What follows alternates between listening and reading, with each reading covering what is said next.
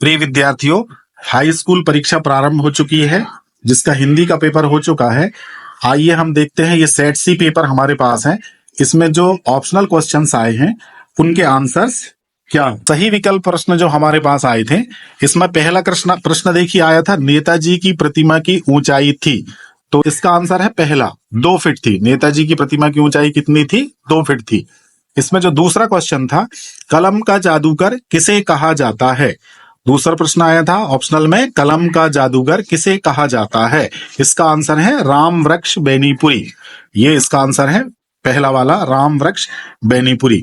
तीसरा प्रश्न जो आया था, सूर सारावली, सूर सारावली के कवि का नाम है। तो इसके नाम में ही स्पष्ट है, इसके कवि के नाम कौन है? सूरदास। सूरदास जी ने सूर सारावली कविता को लिखा है। चौथा प्रश्न आया था, कवि निराला का जन्म कब हुआ था। तो कवि निराला का जन्म 1899 में हुआ था। इसका आंसर है सा। अगला प्रश्न है, कुहासा का अर्थ है, कुहासा का अर्थ है कोहरा। ब आंसर है इसका कोहरा। अगला प्रश्न है छठवां, प्रगतिवादी कवि हैं। बच्चों इसमें 2 आंसर हैं, दोनों में से जो भी आंसर आपने लिखा होगा वह सही माना जा सकता है। अभी हमें इसके निर्णय की प्रतीक्षा है। इसमें जो पहला ऑप्शन है मुक्तिबोध, ये, और जो दूसरा आंसर है सुमित्रानंदन पंत, ये दोनों में से एक आंसर इसमें आ सकता है, लेकिन ज्यादा सही मुक्तिबोध है। लेकिन यदि आपने सुमित्रानंदन पंत भी लिखा है तो भी अब ये माध्यमिक शिक्षा मंडल को डिसाइड करना है कि इसमें कॉमन मार्किंग होना है या दोनों को सही माना जाएगा। रिक्त स्थान में से सही विकल्प का चयन कर लिखिए। ये रिक्त स्थान है, इसमें से जो आंसर है इनमें से एक सही है, उनको लिखना है हमको। रस के खालिस्तान अंग हैं। पहला प्रश्न था, रस के खालिस्तान अंग हैं। इसका आंसर है 4, रस के 4 अंग हैं। दूसरा प्रश्न है, आधुनिक हिंदी कविता का प्रारंभ संवत खालिस्तान से माना जाता है। आधुनिक हिंदी कविता का प्रारंभ संवत खालिस्तान से माना जाता है। तो इसका आंसर जो पहला है 1900, सन 1900 से आधुनिक हिंदी कविता का प्रारंभ संवत माना जाता है। तीसरा प्रश्न था, अर्थ की दृष्टि से वाक्य के खालिस्तान प्रकार हैं। इसमें देखो विकल्प है 5, 7 और 8। तो इसमें जो 8 है आंसर, ये सही है। अर्थ की दृष्टि से वाक्य के 8 प्रकार हैं। अगला है, छंद के खालिस्तान प्रकार हैं। 3 ऑप्शन है, 2, 3 और 4। तो इसका पहला आंसर है छंद के 2 प्रकार हैं। वल्लभाचार्य खालिस्तान के गुरु थे। वल्लभाचार्य खालिस्तान के गुरु थे। तो वल्लभाचार्य जी जो हैं वो सूरदास जी के गुरु थे। छठा खालिस्तान है, दोहा छंद की प्रथम एवं तृतीय पंक्ति में खालिस्तान मात्राएं होती हैं। दोहा छंद की प्रथम एवं तृतीय पंक्ति में 13 मात्राएं होती हैं। प्रश्न क्रमांक 3, सही जोड़ी मिलाकर लिखिए। का साइड प्रश्न है और खा तरफ जो है वो आंसर है। प्रश्न है 6 और जबकि आंसर है 12। तो इन 6 प्रश्नों का इन 12 विकल्पों में से हमको चयन करके उनका सही आंसर लिखना है। पहला प्रश्न है 1 अंक। पहला प्रश्न है 1 अंक। तो ये चौथा वाला विकल्प देखिए, एकांकी। 1 अंक का आंसर होगा एकांकी। दूसरा प्रश्न है शिव पूजन सहाय।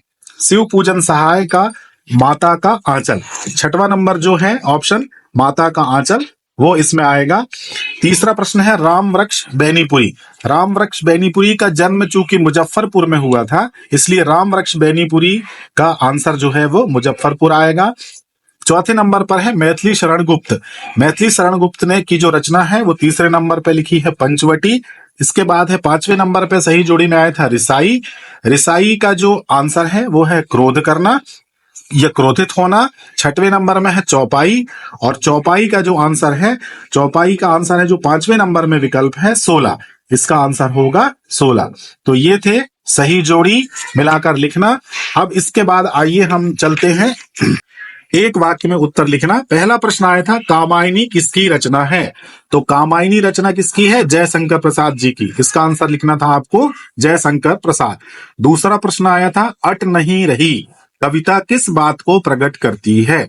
अट नहीं रही कविता प्रकट करती है फागुन की मादकता को।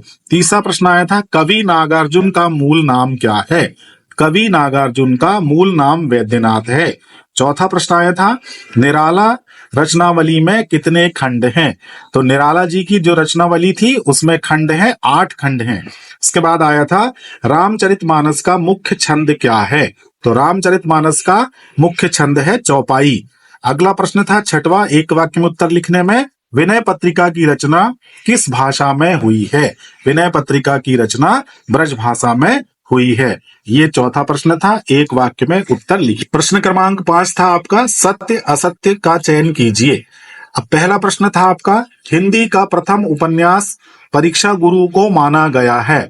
यह प्रश्न जो वाक्य है ये सत्य है यानी राइट है। दूसरा, कहानी के 6 तत्व होते हैं, यह भी सत्य है। तीसरा है, श्री कृष्ण ने गोपियों को समझाने उद्धव को भेजा था, यह भी सत्य है। चौथा है, बिस्मिल्लाह खां हिंदू मुस्लिम एकता के समर्थक थे, यह भी सत्य है। पहले जो 4 प्रश्न हैं इनका आंसर सत्य है। अब जो 5वां नंबर है, पर्वतीय सुंदरता मन को नहीं भाती है, यह असत्य है। पर्वतीय सुंदरता मन को भाती है होना था, लेकिन नहीं भाती है पूछा है, इसका मतलब ये असत्य है। और छठा विकल्प है, संस्मरण में कल्पना तत्व की प्रधानता होती है, यह भी असत्य है। इस तरह है बच्चों, ये पहले 5 प्रश्नों के आंसर हमने आपको बता दिए हैं। अब जो प्रश्न क्रमांक 6 से लेकर आगे के प्रश्न हैं उनके हम आंसर आपको अगले वीडियो में देंगे। तब तक के लिए धन्यवाद।